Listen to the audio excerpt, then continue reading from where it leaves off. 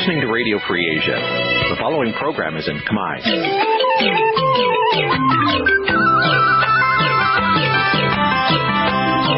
នេះជាកម្មវិធីផ្សាយវិទ្យុអាស៊ីសេរី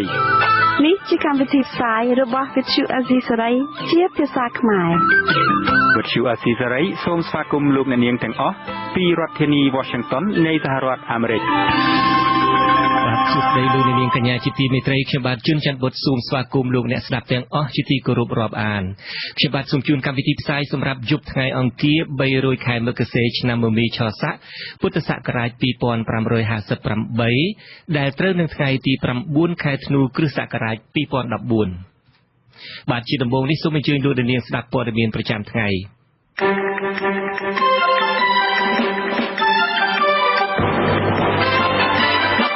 គ្រួសារនិងសាច់ញាតិរបស់អ្នកជាប់ពន្ធនាគារដាក់ញត្តិទៅស្ថានទូតប្រទេសមហាអំណាចឲ្យអន្តរាគមន៍ដោះលែងមនុស្ស18នាក់គ្រូបង្រៀនវិទ្យាល័យបឹងត្របែកផ្តិតមេដាយជំទាស់ការផ្ដាល់ដីឲ្យមជ្ឈមណ្ឌលស្លឹករឹតនិងព័ត៌មានមួយចំនួនទៀត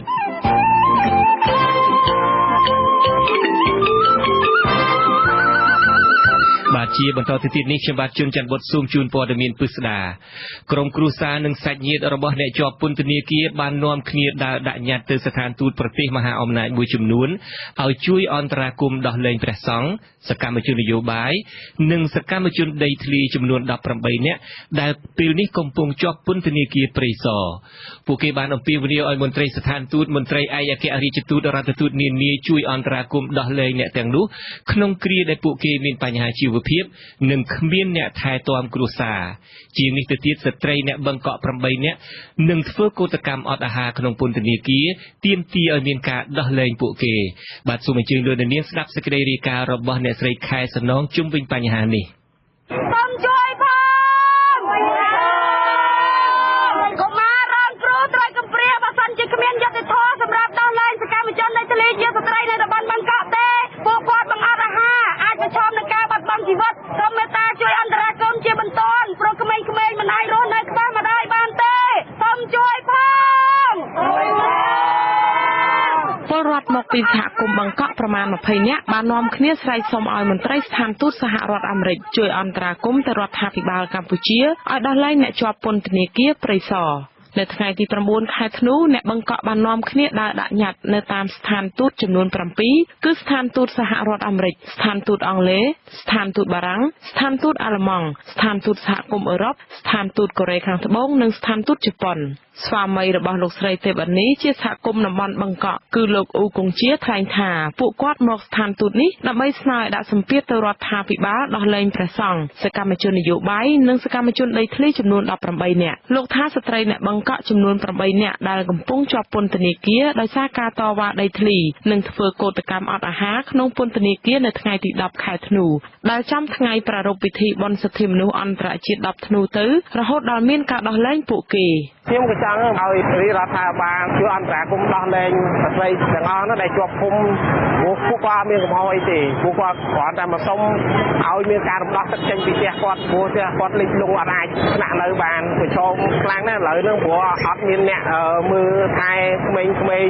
ញុំត្រូវមើលទាំងអស់ដោះស្រាយជីវភាពទៀតបាទស្បមុខហ្មងឥឡូវហ្នឹងការជួបជុំគ្នារបស់អ្នកភូមិនេះមានការដាក់កម្លាំងសន្តិសុខជាច្រើនតាមឃ្លាំមើលប៉ុន្តែមិនមានការរារាំងពលរដ្ឋនោះទេមន្ត្រីស្ថានទូតទាំង7បានចេញមកទទួលយកញត្តិពីតំណាងអ្នកបឹងកក់តាក់ទងទៅនឹងការសុំអន្តរាគមន៍នេះមន្ត្រីស្ថានទូតបារាំងទទួលបន្ទុកការងារសន្តិសុខម្នាក់បានចេញមកទទួលញត្តិពីពលរដ្ឋថ្លែងតាមរយៈអ្នកបកប្រែថាពួកគេនឹងយកញត្តិពីពលរដ្ឋទៅបកប្រែហើយបន្ទាប់មកពួកគេនឹងដាក់ជូនទៅឯកអគ្គរដ្ឋទូតតាមការស្នើសុំរបស់អ្នកបឹងកក់ niveau du Cambodge. Mais là, dans la lecture de ce document, c'est ce que tu viens de me dire. Ouais. Bah, pas à, ouais, avec quoi, quoi, កាលពីថ្ងៃទី8ខែធ្នូក្រុមគ្រួសារអ្នកបឹងកក់បានដាក់លិខិតមួយតាមរយៈលោកសំរងស៊ីប្រធានគណៈបកសង្គ្រោះជាតិឲ្យជួយអន្តរាគមន៍ពួកគេបានជួបលោកនាយករដ្ឋមន្ត្រីហ៊ុនសែនដើម្បីទាមទារឲ្យមានការដោះលែងមនុស្ស18នាក់បន្ទាប់ពីមានការចាប់ខ្លួនមនុស្សជាបន្តបន្ទាប់សង្គមស៊ីវិលនិងគណៈបកប្រឆាំងក៏បានដាក់លិខិតទៅក្រសួងស្ថាប័នពាក់ព័ន្ធ ទាមទារឲ្យមានការដោះលែងអ្នកទាំងអស់ដោយគ្មានលក្ខខណ្ឌពួកគេយល់ឃើញថាតុលាការមិនឯករាជ្យតុលាការធ្វើការក្រោមសម្ពាធអ្នកនយោបាយកាត់ក្តីដោយគ្មានយុត្តិធម៌ទោះយ៉ាងណាមន្ត្រីក្រសួងយុត្តិធម៌ធ្លាប់បានឆ្លើយតបវិញថាគឺជាឆន្ទានុសិទ្ធិរបស់តុលាការដែលធ្វើការតាមនីតិវិធីនាងខ្ញុំខែសុណងវັດឈូអាស៊ីសេរីភ្នំពេញបាទលោកនាងជាទីមេត្រីនៅថ្ងៃនេះដែលគណៈកម្មាធិការនៃអង្គការមិនមែនរដ្ឋាភិបាលដើម្បីអនុសញ្ញាលុបបំបាត់រាល់ទម្រង់នៃការរើសអើងលើស្ត្រីភេទនិងគណៈកម្មាធិការស្ត្រីកម្ពុជាបានចេញសេចក្តីថ្លែងការណ៍រួមមួយថ្កោលទោសចំពោះការចាប់ខ្លួននិងការផ្ដន់ទោសមនុស្សទាំង18នាក់បន្ទាប់ពីពួកគេបានតវ៉ានៅរាជធានីភ្នំពេញបាទទោះជាយ៉ាងណាក៏ដោយក្រុមការងារនេះបានទទូចឲ្យរដ្ឋាភិបាលដោះលែងមនុស្សទាំង18នាក់ដោយគ្មានលក្ខខណ្ឌនិងស្នើឲ្យរដ្ឋាភិបាលអនុវត្តមាត្រា10នៃសេចក្តីប្រកាសជាសកលអំពីសិទ្ធិមនុស្សដែលបានផ្ដល់នូវសិទ្ធិទទួលបានសវនាការដោយយុត្តិធម៌និងជាសាធារណៈពីសំណាក់សាលាក្តីឯករាជ្យនិងមិនលំអៀងដល់ពលរដ្ឋខ្មែរបាទលោកនាងជាទីមេត្រីរឿងដាច់ដោយឡែកមួយទៀតគឺផែនការដោះដូរចំណែកដីនៅក្នុងវិទ្យាល័យបឹងត្របែកត្រូវក្រុមគ្រូបង្រៀនមួយចំនួននៃវិទ្យាល័យនោះនាំគ្នាផ្តិតមេដៃជំទាស់គោលការណ៍ដោះដូរដីនោះគឺជាដីសាលាដែលនឹងដូរឲ្យទៅមជ្ឈមណ្ឌលវប្បធម៌ស្លឹករឹតក៏ប៉ុន្តែនាយកវិទ្យាល័យបឹងត្របែកអះអាងថានេះគឺជាគោលការណ៍ដោះដូររបស់រដ្ឋាភិបាលទេពុំមានសំណងណាមួយដល់សាលាឬដល់បុគ្គលិកឡើយលោកមនីរតមានសេចក្តីរាយការណ៍ព័ត៌មាននេះដីចំនួន 8,000 ម៉ែត្រការ៉េក្នុងចំណោមផ្ទៃដីសរុបប្រមាណ 12 ហិកតានៃវិទ្យាល័យបឹងត្របែកនោះបានក្លាយជាចំនួនខ្វែងគំនិតគ្នាលើសំណងនៃការអភិវឌ្ឍបន្ទាប់ពីវិទ្យាស្ថានស្លឹករឹតរបស់លោកឆាងយូស្នើសុំគោលការណ៍ពីរដ្ឋាភិបាលដើម្បីរៀបចំជាមជ្ឈមណ្ឌលប្រវត្តិសាស្ត្រក្នុងបរិវេណនៃដីវិទ្យាល័យបឹងត្របែកនេះក្រុមគ្រូបង្រៀនដែលបានផ្តិតមេដាយជំទាស់គោលការណ៍អភិវឌ្ឍនេះឲ្យដឹងនៅថ្ងៃទី9ធ្នូថាមូលហេតុដែលពួកគាត់មិនពេញចិត្តចំពោះគម្រោងនេះដោយសារតែសំណងនៃការដោះដូរមានចំនួន$600គឺតិចជាងការចង់បានរបស់ពួកគេដែលស្នើសុំសម្រាប់គ្រូបង្រៀនម្នាក់ដែលបានមើលថែរក្សាដីសាលានេះតាំងពីឆ្នាំ1979មកពួកគាត់ទាមទារសំណង$5,000ក្នុងម្នាក់ក្រុមគ្រូបង្រៀនដែលថ្លែងក្នុងលក្ខខណ្ឌមិនបញ្ចេញឈ្មោះឲ្យដឹងទៀតថាមូលហេតុដែលពួកគាត់តវ៉ាក្នុងតម្លៃមួយដ៏ខ្ពស់នេះគឺមិនចង់ឲ្យបាត់បង់ដីសាលាតែប៉ុណ្ណោះគាត់ឲ្យជាគោលនយោបាយគ្រូម្នាក់$600ដូច្នេះគ្រូឥឡូវគេបដិសេធមិនព្រមយកប៉ុណ្ណឹងទេព្រោះគេថែរក្សាយូរហើយតាំងពី79មកសាលានេះគោលបំណងរបស់ខ្ញុំមិនចង់ឲ្យធ្វើឲ្យបាត់បង់កន្លែងបរិវេណសាលាដែលមានពីមុនស្រាប់មកហ្នឹងចង់ឲ្យបាត់រក្សានៅក្នុងនោះដែរដើម្បីក្មេងៗជំនាន់ក្រោយវារៀនទៅមានកន្លែងធំវាល្អវាស្រួលក្រុមគ្រូបង្រៀនដែលគ្រោងថាប្រមូលផ្ដុំគ្នា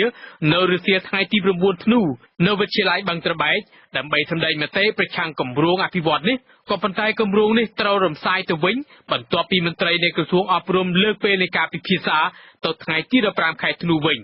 បើទោះជាពុំបានជួបជុំដោយការគ្រោងទុកក៏ក្រុមគ្រូបង្រៀនបានផ្តិតមេដាយជំទាស់នឹងគោលការណ៍អភិវឌ្ឍនេះដែរនៅរសៀលថ្ងៃទី9ខែធ្នូនាយកវិទ្យាល័យបឹងត្របែកលោកផេងសវណ្ណរាថ្លែងថាបើទោះជាគោលការណ៍របស់រដ្ឋាភិបាលដែលរៀបចំគម្រោងនេះពុំមានសំណងណាមួយក៏ដោយលោកអាងថាលោកក៏នឹងមិនជំទាស់គោលការណ៍នេះដែរក្នុងនាមខ្ញុំជាបុគ្គលិករបស់មន្ត្រីរាជការរដ្ឋហ្នឹងគឺសម្រាប់រាជរដ្ឋាភិបាលគាត់ត្រូវការហើយខ្ញុំអត់មានជំទាស់ទេរឿងកិច្ចអភិវឌ្ឍព្រោះនេះជាដីរបស់រដ្ឋពាក់ព័ន្ធរឿងនេះលោកឆាងយូប្រធានមជ្ឈមណ្ឌលឯកសារកម្ពុជាដឹងថាការពិតក្រុមគ្រូបង្រៀនគួរសប្បាយចិត្តទៅវិញជាងជំទាស់គម្រោងសាងសង់វិទ្យាស្ថានស្លឹករឹតនេះបើទោះជាបែបណាលោកពុំបានឆ្លើយនឹងសំណួរថាតើគួរផ្អាកគម្រោងឬបន្តទៅទៀតក្រោយពីមានការមិនពេញចិត្តនៅពេលនេះដោយលោកគ្រាន់តែបញ្ជាក់ថាប្រសិនបើអគារនេះកើតមានវាគឺពុំមែនជាកម្មសិទ្ធិរបស់លោកឬថាជារបស់រដ្ឋាភិបាលឡើយផ្ទុយទៅវិញវិទ្យាស្ថាននេះគឺជាសម្បត្តិមនុស្សជាតិនៅទូទាំងប្រទេសកម្ពុជាជាពិសេសមុននឹងបង្កើតគំនិតផ្ដួចផ្ដើមឲ្យមានវិទ្យាស្ថានស្លឹករឹតនេះគឺមានប្រជាពលរដ្ឋរាប់ម៉ឺននាក់ក្នុងចំណោមជាង3000ភូមិដែលគាំទ្រឲ្យមានវិទ្យាស្ថាននេះលេចជារូបរាងឡើងមិនមែនជារឿងដីធ្លីជារឿងយើងបានបង្កើតវិទ្យាស្ថានមួយសម្រាប់ជាតិសម្រាប់លោកគ្រូអ្នកគ្រូដើម្បីបណ្ដុះបណ្ដាលសិស្សហើយបើសិនខ្ញុំជាគ្រូខ្ញុំពិតជាសប្បាយចិត្តព្រោះនេះមិនមែនជាការដោះដូរទេបាទដូចជារបស់រដ្ឋមិនមែនដីជារបស់ឯកជនទេទាក់ទិនការដោះដូរគោលនយោបាយនេះវិញគឺជាបន្ទុករបស់រដ្ឋាភិបាលដោយឡែកវិទ្យាស្ថានស្លឹករឹតមានភារកិច្ចក្នុងការសាងសង់អគារនិងរកថវិកាប៉ុណ្ណោះ บนไทยไปเลยนี่ลูกช้างยูนิเยธาแฮดพอดได้วิจิตรสถานสลักเกตครูนึงบังการโดยจำนวนวิจิไลบังตระไบ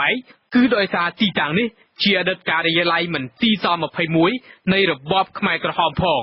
ขยมมอมณีรัตบัชัวดีเจไรพนมเป่งบาลูในนิ่งตื่นแต่บานสดาปวดเมียนประจำថ្ងៃរបស់វិទ្យុអាស៊ីសេរីដែលរៀបចំជូនដោយខ្ញុំបាទជួនច័ន្ទបុត្រសូមអញ្ជើញលោកអ្នកនាងរងចាំស្ដាប់នីតិវេទិកាអ្នកស្ដាប់វិទ្យុអាស៊ីសេរីដែលនឹងចាប់ផ្ដើមនាពេលបន្តិចទៀតនេះ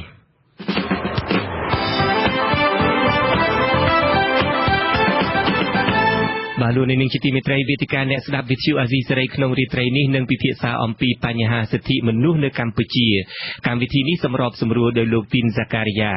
ลูในนิ่งอาจูรวมประดอลยูบอลหรือซูวิกมันเกิดอยู่ระบบยืมโดยตัวตามการหาหมกตุรศัพท์เลขโซนดับปีปรับใบรอยดับมวยปรับมวยรอยดับมวย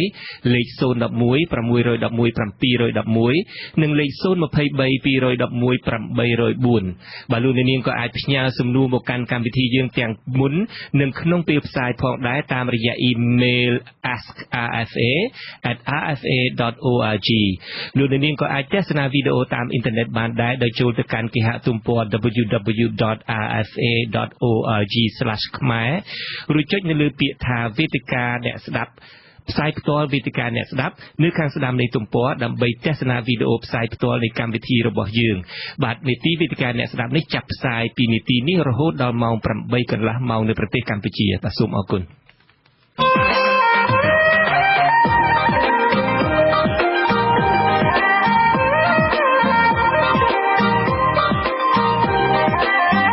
วิธีการเนี่ยสดับวิทยุอาซีเซรี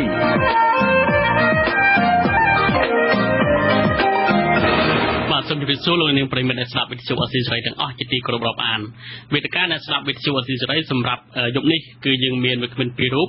คือลูกทนสลายลูกเชียประเทศสมาคมกาเปียสถิมโนอาทอกบาสมจิตสู้ว่าเราไม่สู้บ้างมาวิเป็นยังมารูปเทียบคือในสไรรูปสเพียบในสไรจินยากาปฏิบัติในองค์การจันเดนังอภิวัตนำไปกัมพูชีฮากาทาเกตซีบาสมจิตสู้ลูกในจิตตีไม่ใกล้เทนบอดดาวยังนึงจะใจคณีในยมนี้คือการรวมลบสถิมโนในกัมพูชีบาดทั้งไงสายนี้คือจีทั้งไงดับนูดาจีทีวีสถิมโนอันตรจีเลือกตีหกสประมวยให้ในมณฑลทีวีสถิมโนอันตรจีบานหมกดอลกรมองการสังคมซิวิลประสงกรมสหกรมหนึ่งประจีปรวัตบานร่วมคณีทเวอร์ทอมเยตราหนังสถิเยตราจับปิดทั้งไงตีปรามดังทั้งไงที่ดับนูสายบาดอะไรนี่กรมแต่อันนี้คือบานดาวหายกระบวนปีตามเพลย์จิตมวยจำนวนดำใบโจลหมกกรมพนมเพ็ญหนึ่งจูบคนนี้ในที่เรียนพิชิตธรรมไตในทางอัพโนไซด์นี่การเพื่อทำยิตราในสัตยิตรานี่โกลบ่มน้องทมคือดำใบทีมเตี้ยเอาเมียนการกรบสถิมนุหนึ่งเมียนยุติธรรมสังคมมีอย่างเตี้ยยังเคยทานในนำปีปอนอบบนนี้ปัญหารวมลบสถิมนุในตาเจียในตาการเมียนบรรทอต่อได้โดยจีเมียนการบัญสำหรับการมกอประเจียปรวัตเนี่ยกระสายการบันดันประเจียปรวัตจึงปีละหน่วยค้านการจับประเจียปรวัตสกรรมจนคณะปนโยบายดาพลเนตีปิศาจตินุสมบัยตาเนี่ยเมียนธนะเชียงยาก็เมียนการบัญสำหรับในตามเพลย์สาธารณะได้บัตรการบัญสำหรับนิสเตอร์ตายกรุบการในยาญาโทเป็นตอนโรคขีตกอเคยนุลายดาวเคยจัดตบทาเชียงเปิดในตอนนับเพียบหรืออำเภอขมิ้นหรือก็เปิดขมิ้นตัวไปดาวบันจักหรือยังเจริญในขนมสังคมกัมพูชีบัตรในขนมบรรทุกสายนี่ยมสมเงี้ยตลกทนสลายจิตบงนี่บ่าตาโลกเมื่อเคยอย่างน่าได้จำปัวสถานเพียบในการรวมโลกสถิมโนในกัมพูชีนี่บ่าบัตรจิตปฐมสมกรบปริมาณเดชตัดออจิตีกรบจำพวกเรื่องปัญหาการวิวัฒน์สถานเพียบสิบโลนี่เข้มเคยทาในปีในประเทศยังเมียนวิบัตินโยบายมาดองยังเคยทาสถานเพียบสิบโลนบานผลิตจ๊อเมียนโดยเฉพาะบัญเมียนการจับโดยกลุ่มโลกทางนโยบายปัจจัยจำสังเกตเคยทาเรื่องนี้ในประเทศยังในปีแต่เมียนดำนอกสลายนโยบายหายถ้าโดยเชียร์ในแต่เมียนเพียบตามตั้งแต่เลยนี่เจอเรื่องมวยได้มันปลอกกันได้ปัจจัยจำก็ทาเรื่องได้สำคัญแต่ยังกูแต่ยี่พองได้คือเมียนการิจมรันมวยท่อมคือเรื่องไปเชียร์บอลตั้งแต่มาดองในโลกเมียนกาโยดังข้อพลายปีชนะมนเจริญนี่มวยจีปัญหามวยได้ยำสังเกตเคยให้ยำรวมรับแต่ดอชนะปีปอนผมโบนในปีได้ បុគ្គលិកអាត់ហុកយើងម្នាក់លោកបណ្ណាគាត់បានដឹកនាំការធ្វើបាតកម្មដោយអហិង្សានៅក្នុងតំបន់ជនជាតិដើមភាគតិចនៅរតនគិរីឥឡូវនេះយើងឃើញថាយើងមិនបាច់ដឹកនាំគាត់មិនបាច់ធ្វើស្អីគាត់ទេគាត់ចេះរៀបចំចងក្រងខ្លួនគាត់រៀបចំដំណើរការនេះប៉ុន្តែយើងឃើញថាការដែលរឹតបន្តឹងនៅសេរីភាពនេះគឺថាហាក់ដូចជារដ្ឋាភិបាលមានភាពការរឹតបន្តឹងនេះជាមុនដូចជាការដែលយើងបានដឹងទាំងអស់គ្នាព្រោះថាមានការប្រជែងបន្ទងគ្នាពីរឿងការបោះឆ្នោតនេះផងហើយក្រោយមកមានការទាមទារតម្លើងប្រាក់បៀវត្សរបស់កម្មករផងហើយនឹងមានការរឿងការទាមទារតវ៉ាពីរឿងដីធ្លីការចាប់ដាក់ពន្ធនាគាររបស់អ្នកដែលតវ៉ារឿងដីធ្លីនេះផងអញ្ចឹងធ្វើឲ្យបញ្ហានេះគឺថាហាក់ដូចជាឃើញទៅហាក់ដូចជាអាប់អួរមែនតើបាទនៅពេលក្នុងការចុងក្រោយនេះអញ្ចឹងហើយយើងខ្ញុំសូមសំណូមពរថាឲ្យមានការដោះស្រាយមកពីព្រោះថាដូចខ្ញុំបានជាក់មិញអញ្ចឹងគឺថាឲ្យតែមានការដោះស្រាយនយោបាយស្រួលគ្នាយើងឃើញថាពីមុនមកតែងតែស្ថានភាពសំណុះល្អបើសារឡើងវិញប៉ុន្តែឥឡូវយើងហាក់ដូចជាឃើញថាដូចជានៅតានតឹងអញ្ចឹងសូមថាបើអ្នកនយោបាយត្រូវគ្នាហើយក្រុមគ្នាខិតខំកុំឲ្យមានបញ្ហាចាប់ចងហើយនឹងរោគមុខអ្នកដែលបានប្រព្រឹត្តនៅអំពើខុសឆ្គងទាំងអស់នេះបានត្រឹមត្រូវមកនេះជាបញ្ហាមួយដែលខ្ញុំសង្កេតឃើញថាអ្នកដឹកនាំនយោបាយយើងគាត់គិតថាគាត់ចាស់ទុំហើយគាត់ចេះនិយាយគ្នាគាត់ចេះស្វែងរកដំណោះស្រាយជាមួយគ្នាអញ្ចឹងហេតុអីក៏មិនធ្វើរឿងអស់ហ្នឹងមករឿងអស់នេះគឺថាជារឿងមួយដែលគួរតែធ្វើឲ្យបានឆាប់ហើយបន្ទាន់ហើយត្រូវការតែមានការដោះលែងអ្នកទាំងប្រមាណអ្នកនេះឲ្យបានជាបន្ទាន់រឿងមួយទៀតដែលខ្ញុំចង់បញ្ជាក់ជូនអំពីរឿងបញ្ហាដីធ្លីបាទបញ្ហាដីធ្លីខ្ញុំឃើញថាមានការខិតខំប្រឹងប្រែងដែរនៅក្នុងនេះក្នុងរយៈកាលកន្លងមកនេះគឺថាមានការដោះស្រាយខ្លះដែរមិនមែនថាមិនដោះទេមានដោះរឿងតូចមានមធ្យមខ្លះប៉ុន្តែរឿងដែលគួរឲ្យឆ្ងល់ខ្លាំងជាងគេនោះគឺរឿងករណីធំដែលអូបន្លាយរាប់ឆ្នាំមកហើយនេះជាពិសេសតាក់ទងទៅនឹងក្រុមហ៊ុនធំដែលមានខ្នងបង្អែកក្រាស់ដែលថ្នាក់កម្ពុជាហ្នឹងរហូតដល់ទៅមានការដែលថ្មីនេះយើងឃើញថាប្អូនស្រីរបស់នាយករដ្ឋមន្ត្រីមួយលោកជារដ្ឋលេខាធិការលោកសូមលាឈប់ដោយសារថាมันអាចការពារសិទ្ធិដីធ្លីរបស់ប្រជាពលរដ្ឋបាននេះគឺជារឿងមួយដែលយើងគួរឲ្យភ្ញាក់ផ្អើលមែនទែនថាអំណាចរដ្ឋហាក់ដូចជានៅចំពោះមុខសហគ្រាសរបស់ក្រុមហ៊ុនហ្នឹងហាក់ដូចជាមានឥទ្ធិពលចំពោះពួកគេហាក់ដូចជាពួកគេនឹងមានកម្លាំងខ្លាំងជាងអំណាចរដ្ឋទៅទៀតដូច្នេះខ្ញុំគិតថានេះជារឿងមួយគួរឲ្យអ្នកដឹកនាំប្រទេសយើងគួរតែចាប់គិតគូរឡើងវិញពីព្រោះថាយើងឃើញហើយថាយើងមានគោលនយោបាយដែលល្អដែរមិនថាមិនអាក្រក់ទេដូចជានយោបាយស្បែកខ្លាមិនឲ្យមានការទន្ទ្រានកាន់កាប់ដោយក្រុមហ៊ុនឯកជននឹងទៅលើដីប្រជាពលរដ្ឋដែលរស់នៅទីនោះយូរមកហើយនយោបាយគេហៅថាអនុក្រឹត្យស្ដីពីសម្បត្តិសេដ្ឋកិច្ចសេដ្ឋកិច្ចជាដើមនោះគឺថាជាគោលនយោបាយមួយដែលអាចទទួលយកបានដែរប៉ុន្តែការអនុវត្តវាមិនដែលបានធ្វើអញ្ចឹងសោះនេះហើយជាបញ្ហាហើយអីបានជាត្រូវការពីក្រុមហ៊ុននឹងអ្នកមានដែលជាអ្នកមានអំណាចនៅក្នុងរដ្ឋាភិបាលនឹងប្រមាណគ្រួសារនឹងម៉េះខ្ញុំចេះឆ្ងល់អញ្ចឹងបាទនៅតែរឿងធំអស់ហ្នឹងបាទប្រមាណហ្នឹងទៀតមិនព្រមដោះសោះហេតុអីបានមិនដោះហើយដូចជាករណីបង្កក់ថ្មីនេះក៏អញ្ចឹងដែរអ្នកដែលមករំលោភគ្នាអ្នកក្រុមហ៊ុនដែលមកធ្វើឲ្យលិចជន់ទៅដល់ផ្ទះសម្បែងរបស់គ្នាផ្ទុយទៅវិញបែរជាមិនចាប់បាទទៅជាអ្នកដែលរងពីការដែលលិចទឹកជន់ផ្ទះហ្នឹងជាប់គុកទៅវិញអាចចំណែកអ្នកដែលធ្វើហ្នឹងមិនអត់មានប៉ះពាល់គេអត់មានប៉ះពាល់គេទេអានេះជាបញ្ហាមួយអយុត្តិធម៌មែនតើខ្ញុំគិតថាគួរតែមានការពិគ្រោះប្រទេសសង្គមមួយបើមិនជាយើងទប់បណ្ដោយឲ្យបញ្ហាអយុត្តិធម៌ចិត្តតែរៀលដាលទៅខ្ញុំឆ្ងល់ដែរពីព្រោះគ្រប់ក្រុមគ្រួសារគាត់មានសម្លេងឆ្នោតប្រមាណដែលគណៈបកកម្មាធិការលោកចេះតែទុកពួកហ្នឹងឲ្យធ្វើអញ្ចឹង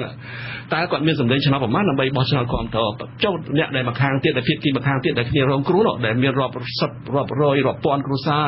ហើយដល់ពេលគាត់ស្រែកយំគាត់ស្រែកតវ៉ាអញ្ចឹងទៅវាអេកូឆ្ងាយណាស់បាទវាធ្វើឲ្យអារម្មណ៍វាធ្វើឲ្យបេះដូងរបស់ប្រជាពលរដ្ឋខ្មែរជាទូទៅនោះមានការអាណិតអាសូរដល់គ្នាដែលរងគ្រោះដូច្នេះវាមានការចាក់ឥទ្ធិពលអាក្រក់ទៅលើសម្លេងឆ្នោតរបស់គណៈបកកណ្ដាលទៅទៀតហេតុអីមិនយកចិត្តដោះស្រាយបញ្ហានោះឲ្យឆាប់ទៅមិនក៏នៅមកប៉ះពាល់តែបើការពារតែអ្នកដែលមិនបានចំនួនក្តាប់តូចណាអានេះជាបញ្ហាដែលខ្ញុំឃើញថាហើយបើសិនជាគាត់ដោះស្រាយទៅវិញបើគាត់ដោះស្រាយទៅវិញមិនមែនក្រុមហ៊ុនអាលំទេអត់ធ្វើឲ្យក្រុមហ៊ុននឹងអាលាយទេគាត់ថាឲ្យបើចំណេញ100ឲ្យនៅធ្លាក់មកនៅត្រឹម90ឬ80ប៉ុណ្ណឹងតាមានតតែគាត់ទៅលំខ្សែធនដល់ក្រុមហ៊ុននោះណាបើសិនជាដោះស្រាយឧទាហរណ៍ដូចបង្កក់អញ្ចឹងឥឡូវថាដោះ5-10ហិកតាឲ្យចុះបន្ថែម 3-4 ហិកតាទៀតទៅវាមានស្អី132ហិកតាដែលបានមកទៅទេណាគាត់តែជប់គ្រាន់តែលុបដីដើម្បីយកកន្លែងហ្នឹងហើយជប់បើគ្រាន់ឲ្យគ្រាន់តែធ្វើសម្បទានឲ្យមកប្រជាជនវិញចឹងទៅប្រមាណ1ហិកតា2ហិកតាឬក៏4-5ហិកតាទៀតថាវាខាតប្រមាណទៅហើយបើនិយាយពីតបធនរបស់គាត់នោះវាធំសម្បើមណាហើយការដែលគាត់លះបង់មកប៉ុណ្ណឹងវាជាចំណែកទួចមួយសោះហេតុអីបើគាត់មិនធ្វើដូចជាឡោពីអញ្ចឹងមានមហាមានមិនគាត់នៅតែចង់បានអាដីរបស់ប្រជាប្រដ្ឋដែលគ្នាក្រីក្រគាត់ទៅសុំតែមករស់ដើម្បីធ្វើស្រែធ្វើចង្ការចិញ្ចឹមកូនចិញ្ចឹមចៅហេតុអីមិនគាត់ដោះឲ្យគ្នាមិនក៏ចិត្តទៅនៅតែបន្តអញ្ចឹងតទៅទៀតអាហ្នឹងគឺជាបញ្ហាមួយដែលខ្ញុំចេះតែឆ្ងល់រហូតដល់ទៅបងអូននាយករដ្ឋមន្ត្រីមិនអាចទៅជួយប្រជាប្រដ្ឋបានទៅទៀតអានេះជាបញ្ហាមួយដែលយើងគួរតែចាប់អារម្មណ៍ទាំងអស់គ្នាហើយគួរតែមានការគិតគូរឲ្យមែនទែនពីបញ្ហានេះបាទដោយលោកមានប្រសាសន៍ពីខាងដើមអញ្ចឹងថាតំណាងក្រុមហ៊ុនរបស់ឯកជនហ្នឹងគឺមានអំណាចខ្លាំងជាងថាបើដូចជាមានអំណាចខ្លាំងជាងអំណាចរដ្ឋទៀតក្រុម10ទៅលើមន្ត្រីរដ្ឋាភិបាលទៀតតែអាហ្នឹងអ្វីជាកត្តាចម្បងដែលធ្វើអញ្ចឹងបាទខ្ញុំគិតថាប្រហែលជានៅមានការគិតមួយដែលនៅថានិយាយថាបើសិនជាប៉ះដល់mộtគ្រួសារអ្នកដែលមានក្រុមហ៊ុនដែលមានឬមួយក៏គ្រួសារដែលអ្នកមានអំណាចទៅជារដ្ឋមន្ត្រីជាអីហ្នឹងវាធ្វើឲ្យគាត់មានការបាត់ការគ្រប់គ្រងអីខិតពីអនលើអំណាចរបស់គាត់អីចឹងណាខ្ញុំគិតថានេះជាការមួយដែលខ្ញុំបានបញ្ជាក់មកអញ្ចឹងបើប្រៀបធៀបទៅវិញថាតើចំនួនប្រជាពលរដ្ឋដែលបានទទួលផលប៉ះពាល់ពីក្រុមហ៊ុន1 2នឹង4 5នឹងគ្រួសារក្រុមហ៊ុនរបស់គ្រួសារអ្នកធំប្រមាណនឹង4 10 20នឹងតើសម្លេងឆ្នោតដែលគាត់ប្រមូលបានពីពួកប្រមាណអ្នកហ្នឹងតើបានប្រមាណហើយចុះប្រជាពលរដ្ឋដែលគ្នារងទុក្ខវេទនារាប់រយរាប់ពាន់គ្រួសារនោះតើយើងមិនក៏មិនគិតដល់ពួកគាត់ផងហើយដល់ពេលសម្លេងអេកូគាត់ទៅដល់សង្គមទាំងមូលតាមរយៈការឈឺចាប់ការស្រែកយំទហោយំរបស់គាត់នេះវាធ្វើឲ្យក្តុកក្តួលធ្វើឲ្យអារម្មណ៍ទៅដល់បេះដូងរបស់ប្រជាពលរដ្ឋខ្មែរជាទូទាំងប្រទេសនោះវាអាចមានផលប៉ះពាល់រហូតដល់ធំទៅទៀតហេតុម៉េចក៏មិនគិតដល់បញ្ហានេះខ្ញុំចេះឆ្ងល់ដែរប៉ុន្តែខ្ញុំឬគល់ត្រង់ថាតើការខ្លាចញញើតនឹងវាមានស្អីដែលនៅពីក្រោយហ្នឹងណាតើវាមានការគេហៅថាពាក់ព័ន្ធនឹងផលប្រយោជន៍គ្នាយ៉ាងម៉េចខ្លះខ្ញុំមិនដឹងដែរទេអានេះគាត់ព្រោះថានេះជាបញ្ហាមួយដែលយើងឆ្ងល់ថាហេតុអីបានជាមិនឈានទៅដល់ការដោះស្រាយអស់ទៅបើនៅសល់តែប្រមាណធំករណីធំប្រមាណហ្នឹងនៅរសេសអូសបន្លាយមករាប់ឆ្នាំហើយទុកឲ្យប្រជាប្រដ្ឋនោះនៅតែទួញសោកហើយមានការដាក់គុកដាក់អីនោះវាថាខ្ញុំជួបមន្ត្រីទូតខ្លះគេថាអយុត្តិធម៌ដែរបាទគេដាក់ខ្លះគេយល់ចឹងដែរបាទគេយល់ថាធ្វើដោយបំពេញដែរបាទនេះជាបញ្ហាមួយដែលគេមើលឃើញទាំងអស់គ្នាអញ្ចឹងដែរអញ្ចឹងខ្ញុំគិតថាគួរតែមានការដោះស្រាយឲ្យបានឆាប់ហើយបាទពីព្រោះរឿងនេះមិនអាចទោសបន្លាយចឹងបានទេដូចជារឿងបតុមសាគរអញ្ចឹងខ្ញុំបានទៅផ្ទាល់ខ្លួនឯងឃើញហ្មងបាទភូមិហ្នឹងគេថាមិនមែនជាភូមិថ្មីស្រឡាងដែលគាត់មករុករៀនសន្ទ្រាននៅក្រោយហ្នឹងទេគឺគាត់រស់នៅតាំងពីសម័យអាណានិគមជប៉ុននោះបាទគេហៅប៉ូជប៉ុនហ្នឹងហើយរឿងអីគាត់មានតាំងពីវត្តគាត់មានតាំងពីសាលារៀនហើយគោលនយោបាយស្បែកខ្លានេះច្បាស់លាស់ហើយអនុក្រឹត្យស្ដីពីសម្បទានសេដ្ឋកិច្ចនេះក៏ច្បាស់លាស់ដែរហេតុអីបាននៅតែបង្ខំបណ្ដេញគាត់ចេញហើយបើនិយាយពីច្បាប់អាសាមីកទៅទៀតក៏ហិតទៅខុសពីព្រោះច្បាប់អាសាមីករឹបអស់យកទ្រព្យសម្បត្តិដីធ្លីរបស់ប្រជាពលរដ្ឋបានតែក្នុងករណីយកទៅធ្វើកិច្ចការសម្បត្តិសម្រាប់ប្រយោជន៍សង្គមប្រយោជន៍រួមប៉ុន្តែនេះសម្រាប់ប្រយោជន៍ក្រុមហ៊ុនសោះហេតុអីក៏នៅតែទៅយកដីរបស់គាត់យកភូមិឥឡូវដេញចេញអស់បាទវត្តដេញលោកចេញសាលារៀនបិទអត់ឲ្យរៀនឥឡូវប្រជាពលរដ្ឋដេញចេញមួយចំនួនធំនៅសល់មួយចំនួនទូចដែលគាត់នៅតវ៉ាបាទតែហេតុអីបានជានៅតែប្រើហៅថាគោលនយោបាយស្បែកខ្លានោះមិនក៏មិនយកមកប្រើមិនក៏គ្រាន់តែបាននិយាយនៅខាងលើហើយបានមិនអនុវត្តជាក់ស្ដែងផងក្រុមហ៊ុនណាដែលគាត់ធ្វើអញ្ចឹងត្រូវតែហ៊ានដកលុបចោលនៅកិច្ចសន្យារបស់គាត់វិញពីពួកគាត់រំលោភច្បាប់យើងរំលោភគោលនយោបាយរបស់រដ្ឋាភិបាលយើងរំលោភអ្វីដែលជាគោលការណ៍យុត្តិធម៌របស់សង្គមយើងហើយហេតុអីបានក៏មិនហ៊ានប៉ះក្រុមហ៊ុនអស់នឹងតើវាមានខាតប្រយោជន៍ស្អីអ្នកណាខ្លះនៅក្នុងហ្នឹងអានេះជាបញ្ហាមួយដែលយើងត្រូវតែចោទសួរតើហេតុអីបានអញ្ចឹងសភាត្រូវតែហៅសួរឲ្យបើកចំហឲ្យមានអ្នកកសែតខ្ញុំគិតថាសភាគួរតែហ៊ានហៅអស់លោករដ្ឋមន្ត្រីទៅនឹងដែលធ្វើកិច្ចការអស់នឹងយកទៅសួរមើលថាហេតុអីបានមិនព្រមដោះឲ្យហេតុអីបានជានៅមានបញ្ហានឹងបន្តទៅទៀតតើមានផលប្រយោជន៍ស្អីដែលអាក្រក់នៅពីក្រោយហ្នឹងដែលយើងគួរតែបកក្រានឲ្យសាធារណជនបានដឹងបាទសូមអរគុណសូមងាកមកនៅស្រីរស់សុភាពវិញម្ដងឃើញថានៅដំណាក់កាលចុងក្រោយនេះឃើញមានស្ត្រីច្រើនដែលចេញមុខ ធ្វើការតស៊ូមតិធ្វើការទាមទារដោយលោកធនសរាយមានប្រសាសន៍មកអញ្ចឹងទាក់ទងការទាមទារអំពីសិទ្ធិរស់រានមានជីវិតសមរម្យជៀសវាងនឹងការបដិញ្ញចេញអញ្ចឹងរហូតដល់មានការចាប់ដាក់ពន្ធនាគារថែមទៀតតើអ្វីជាកត្តាចម្បងដែលជំរុញឲ្យពួកគាត់ហ៊ានចេញធ្វើការតស៊ូមតិបែបនេះបាទអរគុណខ្ញុំតាមខ្ញុំមើលទៅស្ថានភាពបច្ចុប្បន្នដែលស្ត្រីរបស់យើងបានចាក់ចេញពីផ្ទះហើយសម្រេចចិត្តថាធ្វើការទាមទារដើម្បីទៅលើសិទ្ធិលំនៅឋានរបស់ខ្លួនហ្នឹងគឺជាចម្បងនោះគឺស្ត្រីតែងតែរស់នៅក្នុងផ្ទះសម្បែងមើលកូនចៅហើយបុរសគាត់ទៅធ្វើការនៅខាងក្រៅប៉ុន្តែដល់ពេលគាត់បាត់បង់ទៅលើតម្រូវការជាចម្បងរបស់គាត់ដូចជាសិទ្ធិក្នុងការរស់នៅក្នុងផ្ទះសម្បែងដីធ្លីហ្នឹងគឺធ្វើឲ្យគាត់ហ្នឹងមានអារម្មណ៍ថាបើសិនជាគាត់រស់នៅដោយគ្មានផ្ទះសម្បែងហាក់ដូចជីវិតរបស់គាត់ហ្នឹងដូចជារស់ដូចស្លាប់ដូចរស់អញ្ចឹងគាត់ធ្វើការទាមទារដើម្បីឲ្យរាជរដ្ឋាភិបាលបានមើលឃើញនៅតម្រូវការរបស់គាត់ហើយបើតកតងអំពីសិទ្ធិរបស់ប្រជាពលរដ្ឋដែលសិទ្ធិជាចម្បងហ្នឹងគឺមានសិទ្ធិក្នុងការរស់នៅមានសុខសន្តិភាពមានអាហារហូបចុកនិងផ្ទះសម្បែងហ្នឹងគឺហើយនឹងសុខភាពហ្នឹងគឺជាសិទ្ធិមូលដ្ឋានរបស់ប្រជាពលរដ្ឋដែលប្រទេសកម្ពុជាជាប្រទេសមួយបានចុះហត្ថលេខីទៅលើសិទ្ធិមនុស្សហ្នឹងអញ្ចឹងស្ត្រីគាត់មិនអាចនៅបន្តបានទេបើសិនជាផ្ទះគាត់ត្រូវបានលុបអស់ហាក់ដោយគ្មានមូលហេតុអីត្រឹមត្រូវហើយក៏មិនបានរកទីតាំងដើម្បីឲ្យគាត់បានរស់នៅបានស្រួលបួលជាក់ស្ដែងស្ត្រីដែលរស់នៅក្នុងនៅទីតាំងកន្លែងបង្កក់ហ្នឹងនៅពេលដែលគាត់រស់ព្រលឹមឡើងគាត់អាចទៅបេះតកួនឬក៏កូនចៅគាត់អាចរើសខ្យងរកត្រីរកក្រពើអាចទៅលក់បានហើយគាត់យកអង្ករយកមកធ្វើម្ហូបយកអង្ករមកដាំបាយសម្រាប់ជីវភាពគ្រួសារសម្រាប់រស់នៅពេលដែលបង្កក់លុបទៅហើយពេលខ្លះរុញពួកគាត់ទៅនៅឆ្ងាយដូចជាប្រជាពលរដ្ឋនៅដីក្រហមអីជាដើមធ្វើឲ្យគាត់មានការប៉ះពាល់ជីវភាពរស់នៅយ៉ាងខ្លាំងដូចជាកូនចៅគ្មានសាលារៀនគ្មានមន្ទីរពេទ្យគ្មានមធ្យោបាយធ្វើដំណើរដើម្បីទៅរកការងារធ្វើនៅទីក្រុងជាដើមទាំងអស់នេះសុទ្ធតែធ្វើឲ្យជីវភាពរស់នៅក្នុងគ្រួសាររបស់គាត់ហ្នឹងបានប្រែប្រួលពីដែលគាត់អាចរស់នៅដោយសុខសន្តិភាពរបស់គាត់ទៅតាមលំនាំរបស់គាត់បែរជាធ្វើឲ្យមានសម្ពាធក្នុងការរស់នៅក្នុងគ្រួសារហើយធ្វើឲ្យកូនរបស់គាត់អត់មានសាលារៀនជាដើមនេះគឺជាមូលហេតុទី1ឯមូលហេតុទី2យើងឃើញថាបើសិនជានៅក្នុងសហគមន៍គាត់បានដឹងរឿងជាច្រើនគាត់ដោយសារជីវិតរបស់គាត់មានបទពិសោធន៍ជាក់ស្ដែងទៅនឹងជីវភាពរស់នៅរបស់គាត់ហើយនឹងបញ្ហាដែលធ្វើឲ្យប៉ះពាល់ដល់ជីវិតរបស់គាត់បានធ្វើការសម្រេចថាបើសិនជាប្តីគាត់មកធ្វើការទាមទារអាចធ្វើឲ្យមានអំពើហិង្សាហ្នឹងកាន់តែធ្ងន់ធ្ងរជាងស្ត្រីអញ្ចឹងពួកគាត់ហ្នឹងមកដោយដៃទទេ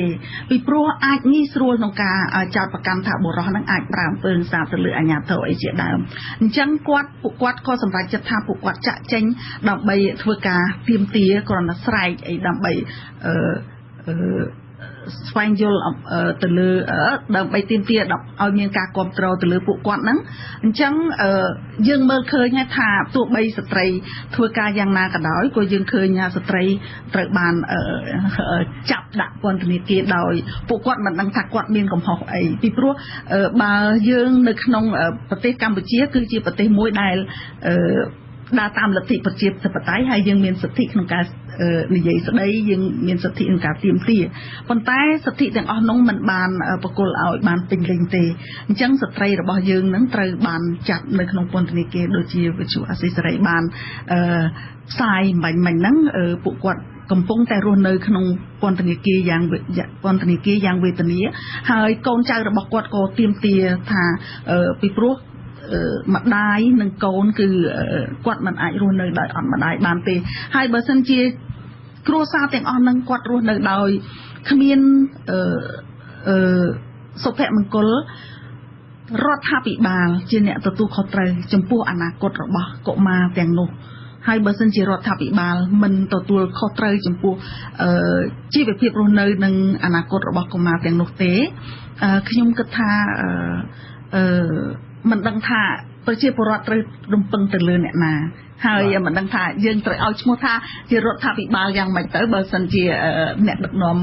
មិនអើពើទៅលើជីវភាពរស់នៅរបស់គាត់បាទ